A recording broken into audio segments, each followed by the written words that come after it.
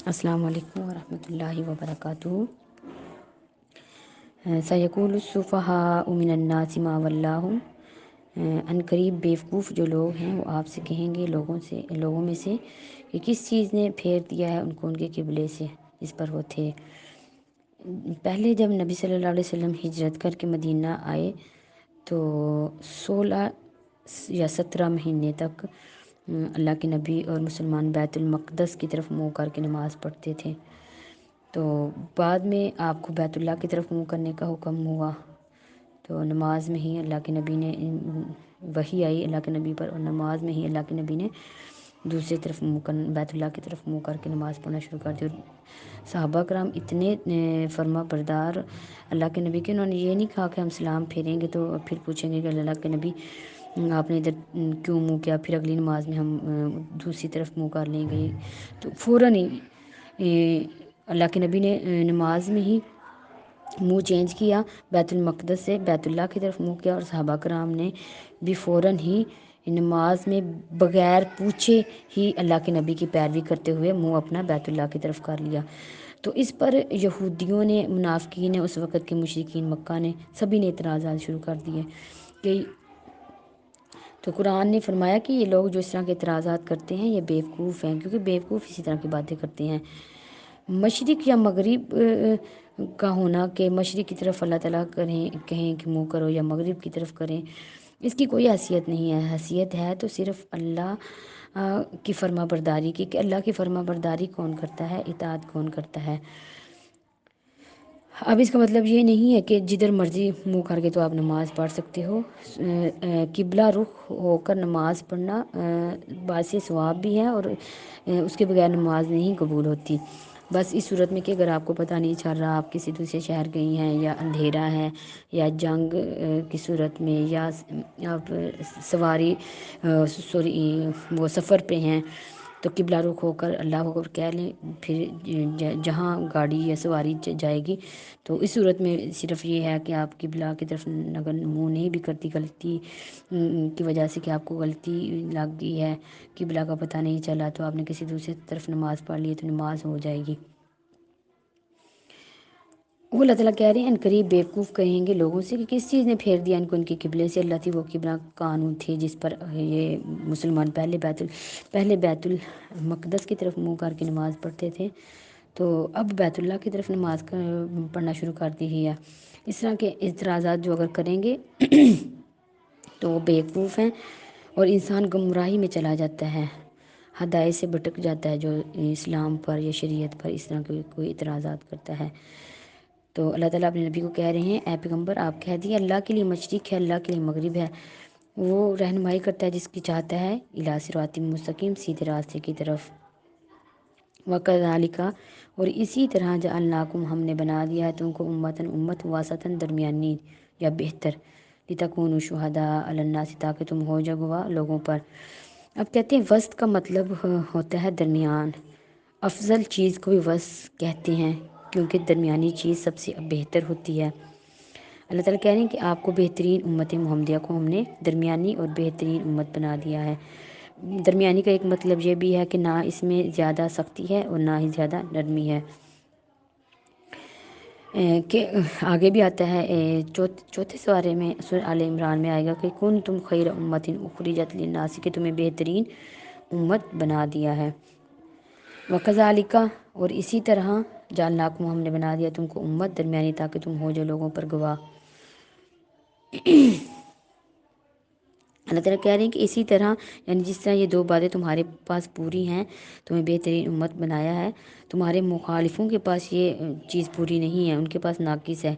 ایک یہ کہ تم تمام انبیاء کو مانتے ہو، یہودی عیسائی کسی کو مانتے ہیں کسی کو نہیں مانتے، جبکہ تم سارے انبیاء کو مانتے ہو۔ دوسرا یہ کہ تمہارا قبلہ جو کعبہ ہے جو ابراہیم کے وقت سے مقرر ہے، سب سے پہلے جو گھر بنایا گیا تھا زمین پر وہ بیت اللہ ہی تھا، تو جو ابراہیم کے وقت سے مقرر ہے، اور ابراہیم سب کے پیشوا ہیں، ان کے امام ہیں، اور یہودی عیسائیوں جو یہودی عیسائی تھے اور ان کے قبلے بعد کی بات ہے، ان کا قبلہ جو بیت المقدس ہے وہ بعد کا ہے۔ اسی طرح آپ کو فوقیت دی کہ آپ کا بھی قبلہ ہم نے بیت اللہ کر دیا، کہ جو حضرت ابراہیم کا قبلہ تھا۔ اسی طرح اللہ تعالیٰ کہہ رہے ہیں ہم نے تمہیں ہر کام میں افضل امت بنا دیا۔ افضل امت کیسے بنا دیا کہ اب تمہارا کام ہے کہ تم دوسروں کی رہنمائی کرو، ان کا کام نہیں کہ تمہاری رہنمائی کریں۔ مقصد یہ ہے کہ تمہیں بہترین امت بنایا ہے۔ تو تم لوگوں کو ایک اور دوسرے مقام پر آتا ہے قرآن پاک میں ہی کہ اللہ تعالیٰ کہہ رہے ہیں کہ تمہیں بہترین امت اس وجہ سے بنایا ہے کہ تم امر بالمعروف اور نہی عن المنکر کا فریضہ تم نے ادا کرنا ہے۔ کہ چونکہ اللہ کے نبی آخری پیغمبر تھے تو اللہ کے نبی کے بعد جو نبیوں والا کام ہے ان کا نبیوں کی وراثت علم ہوتا ہے نا، تو تم نے وہ کام کرنا ہے، اس وجہ سے تمہیں بہترین امت بنا دیا ہے۔ تو اگر تم یہ کام نہیں کرو گے جس بنا پر تمہیں فضیلت بخشی گئی ہے، تو اگر تم وہ کام نہ کرو گے تو تم سے وہ فضیلت اللہ تعالیٰ چھین لیں گے، وہ چھین جاتی ہے فضیلت۔ جیسے بنی اسرائیل کو اللہ نے کہا انی فضلتکم علی العالمین، تمہیں میں نے جہان والوں پر فضیلت دی۔ اللہ تعالیٰ ان پر اتنے انعامات کے پیچھے اس بارے میں آپ نے پڑھے، انہوں نے ہر اللہ کے انعامات، اللہ کے ہر احسانات کی انہوں نے نہ قدری کی نہ شکری کی، تو اللہ تعالیٰ نے ان کے بدلے میں ان کو پر عذاب نازل کیے۔ اور اس میں ہمارے لیے یہ سبق ہے کہ اللہ نے ہمیں بہترین امت بنایا ہے، تو ہم نے جو امر بالمعروف اور نہی عن المنکر کا فریضہ ادا کرنا ہے، لوگوں کو نیکی کا حکم دینا ہے اور برائی سے منع کرنا ہے۔ آگے اللہ تعالیٰ کہہ رہے ہیں تکونوا شہداء علی الناس، میں نے تمہیں بہترین امت کیوں بنایا تاکہ تم ہو جاؤ گواہ لوگوں پر۔ اب کہتے ہیں اس سے مراد گواہی تین طرح کی گواہی مراد ہے۔ پہلی یہ کہ اللہ کے نبی صلی اللہ علیہ وسلم شہادت دیں گے کہ انہوں نے صحابہ تک پیغام حق پہنچا دیا، اور صحابہ کرام تابعین پر گواہی دیں گے کہ میں نے تابعین تک وہ جو حق بات پہنچا دی۔ اسی طرح کہتے ہیں امت کا ہر طبقہ آنے والے پر شہادت دے گا کہ میں نے اللہ تعالیٰ میں نے اپنے بعد والے جو لوگ تھے ان کو میں نے دین سمجھا دیا تھا۔ تو اس امت کے افضل ہونے کا سبب بھی یہی ہے کہ وہ دونوں جن کو نیکی کا حکم دیتے ہیں اور برائی سے منع کرتے ہیں۔ اور پہلی میں جو شہادت ہے وہ آپ کو بتا رہی تھی کہ ہر آنے والا جو ہوتا ہے نا گروہ، اس پر پہلے امت کہ میں نے اس تک حق بات پہنچا دی ہے، اس بات پر گواہی دیں گے۔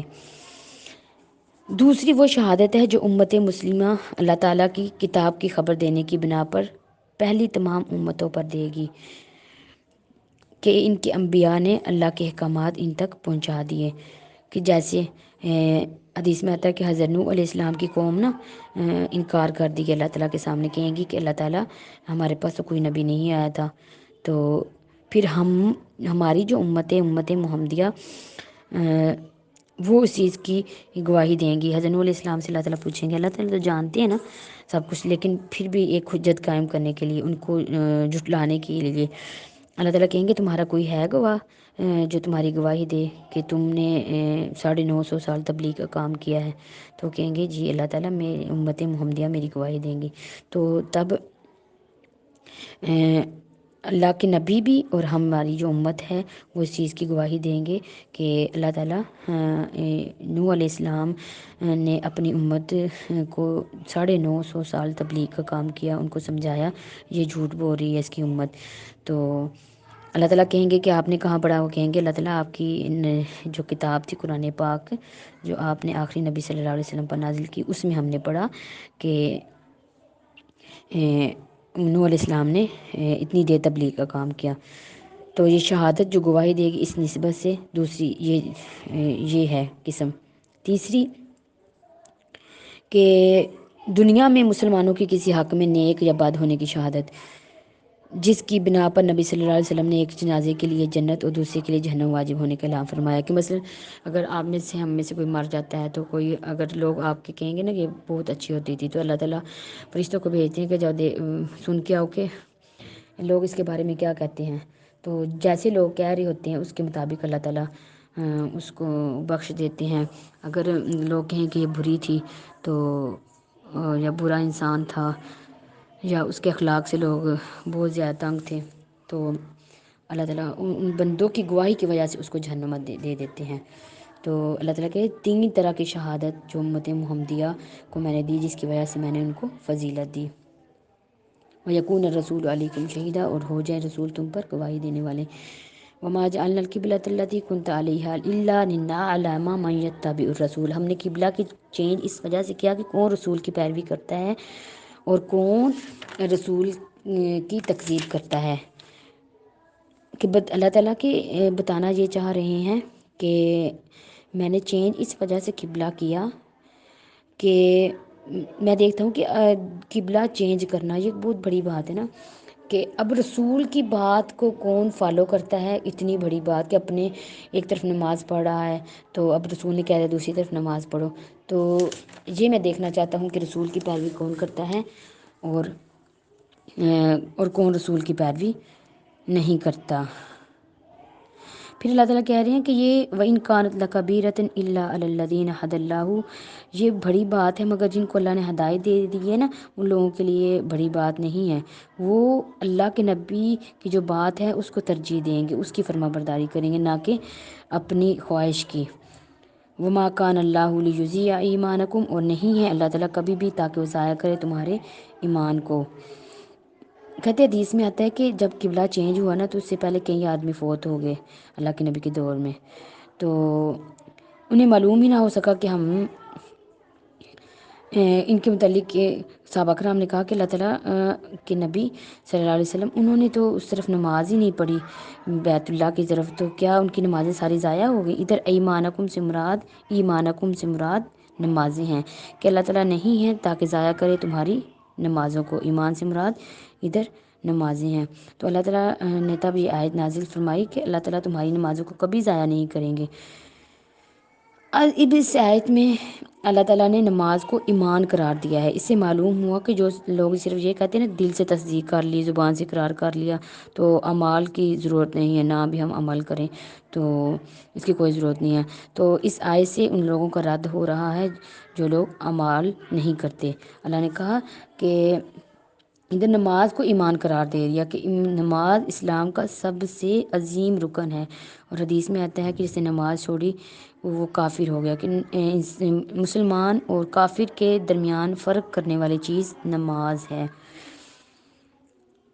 ان اللہ بالناس لرؤوف الرحیم، اللہ تعالیٰ تو اپنے بندوں پر بہت زیادہ شفقت کرنے والے ہیں، رحم کرنے والے ہیں، اللہ کبھی بھی نہیں ایسا کریں گے کہ ان کے جو نمازیں ہیں ان کو ضائع کر دیں۔ کہتے ہیں یہ قبلہ بدلنے، چونکہ پہلے قبلہ بیت اللہ تھا، بیت المقدس تھا، بعد میں بیت اللہ ہوا، تو قرآن میں یہ پہلا نسخ قبلے کا ہوا کہ پہلے نسخ مطلب ہوتا ہے نا منسوخ کر دینا، اس کی جگہ کوئی ناسخ حکم لے آنا، تو یہ پہلا نسخ قرآن پاک میں وہ قبلہ کا چینج ہونا تھا۔ آگے قد نرا تقلب وجہک فی السماء، تحقیق ہم نے دیکھ لیا آپ کا پھرنا آپ کے چہرے کا آسمان کی طرف، کہ اللہ کے نبی کی یہ خواہش تھی کہ ہمارا بیت اللہ قبلہ ہو، کیونکہ ابراہیم کا قبلہ بیت اللہ تھا، تو اور اللہ کے نبی اس ابراہیم کا دین لے کر آئے تھے، تو اس وجہ سے اللہ کے نبی کی خواہش تھی، اور اللہ کے نبی بار بار دعا کیا کرتے تھے آسمان کی طرف دیکھ کر کہ اللہ تعالیٰ ہمارا قبلہ بیت اللہ ہو۔ تو اللہ تعالیٰ کہہ رہے ہیں کہ ایک قبلہ چینج کرنے کی حکمت یہ بھی تھی کہ ہم آپ کی خواہش کے مطابق ہم نے دیکھ لیا تھا کہ آپ دعا کر رہے ہیں، فَلَنُوَلِّيَنَّكَ قِبْلَةً تَرْضَاهَا، پس پھیر لے اپنے چہرے کو اس قبلے کی طرف جس کو تو پسند کرتا ہے، فَوَلِّ وَجْهَكَ شَطْرَ الْمَسْجِدِ الْحَرَامِ، جہاں کہیں بھی ہیں آپ اسی وقت اپنے منہ جو سے مسجد حرام کی طرف پھیر لیں۔ وَحَيْثُ مَا كُنْتُمْ فَوَلُّوا وُجُوهَكُمْ شَطْرَهُ، جہاں کہیں بھی ہیں پس پھیر لیں، جہاں کہیں بھی اگر کوئی پھیرے گا اپنے چہرے کو اسی کی طرف اس کا منہ ہے۔ یہ وہی بات ہے کہ اگر سواری پر ہیں یا انسان حالت جنگ میں ہے یا اس کو قبلہ معلوم نہ ہو سکے تو وہ اسے مستثنیٰ ہے، وہ جدھر منہ کر کے نماز پڑھیں گے اللہ تعالیٰ ان کی نمازوں کو قبول فرما لیں گے۔ وَإِنَّ الَّذِينَ أُوتُوا الْكِتَابَ لَيَعْلَمُونَ أَنَّهُ الْحَقُّ مِنْ رَبِّهِمْ، یقیناً جو اوت الکتاب یعنی کہ یہودی عیسائی ہیں وہ جانتے ہیں کہ آپ کا قبلہ بیت اللہ ہی ہے، جان بوجھ کر حسد کی بنا پر انہوں نے نہیں مانا، کیونکہ ان کی تورات میں یہ اللہ کے نبی کی نشانی بتائی گئی تھی کہ آخری نبی کا جو قبلہ ہوگا وہ بیت المقدس کی بجائے بیت اللہ ہوگا اور چینج کر دیا جائے گا، تو ان کو پتہ ہے کہ یہ نبی جون سا اس کا قبلہ بیت اللہ ہی ہونا تھا، جان بوجھ کر آپ پر اعتراضات کر رہے ہیں تاکہ لوگ متنفر ہو جائیں اس سے کہ یہ کیا کبھی اس طرف منہ کر کے نماز پڑھتے ہیں کبھی اس طرف منہ کر کے نماز پڑھتے ہیں، لوگوں کو پھسلانے کے لیے اسلام سے، تو اس وجہ سے اللہ تعالیٰ کہہ رہے ہیں کہ یقیناً جو اہل کتاب ہیں وہ جانتے ہیں کہ آپ سچے ہیں، اپنے رب کی طرف سے، اللہ بے خبر نہیں ہے ان کاموں سے جو وہ کر رہے ہیں۔ وَلَئِنْ أَتَيْتَ الَّذِينَ أُوتُوا الْكِتَابَ بِكُلِّ آیَةٍ، اگر آپ لے کر آئے نا اہل کتاب کے پاس ہر نشانی بھی، جیسے مرضی ان کو کہیں کہ یہ اللہ تعالیٰ کی طرف سے ہیں، تو وہ کبھی بھی آپ کی قبلے کی پیروی نہیں کریں گے، اور نہ آپ نے ان کی قبلے کی پیروی کرنی ہے۔ اگر آپ نے ان کی قبلے کی پیروی کی نا، من بعد ما جاءک من العلم، علم آ جانے کے بعد، تو انک اذا لمن الظالمین، اس وقت آپ ظالموں میں سے ہو جائیں گے۔ اب اس آیت میں اللہ کے نبی کو کہا گیا کہ مخاطب اللہ کے نبی ہیں، لیکن پوری امت کو مخاطب ہے اللہ تعالیٰ، نبی سے مخاطب ہو کر اللہ تعالیٰ پوری امت کو مخاطب ہیں کہ آپ نے کبھی بھی یہودیوں عیسائیوں کی قبلے کی طرف پیروی، ان کی قبلے کی طرف منہ کر کے نماز نہیں پڑھنی۔